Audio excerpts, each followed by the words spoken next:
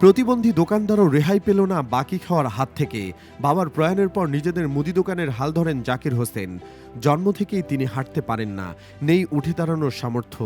বাবার প্রয়াণের আগ পর্যন্ত দুবেলা দুমুঠো ডাল ভাত খেয়ে ভালোই চলছিল সংসার। তবে বাবা চলে যাওয়ার পর অসহায় জাকির দোকানের দায়িত্ব নিলে তার থেকে বাকি নিতে শুরু করেন এলাকাবাসী। সেই টাকা চাইলে আজ দিব কাল দিব করে ঘোরাতে শুরু করেন তারা। টাকা তুলতে না পেরে আল্লাহর কাছে বিচার দিয়ে রেখেছেন জাকির। রাজবাড়ী সদর উপজেলার আলিপুর ইউনিয়নের বারাকপুর গ্রামে জাকির হোসেনের দোকান অবস্থিত। বাবা প্রয়াত আমির হোসেন বাকি দিয়ে সেই টাকা তুলতে না পেরে তার দোকান আজ পুরোটাই প্রায় ফাঁকা। পড়ে রয়েছে অল্প কিছু চিপস আর বিস্কুট, সেগুলো বিক্রি করতেই দোকানে বসেছেন তিনি।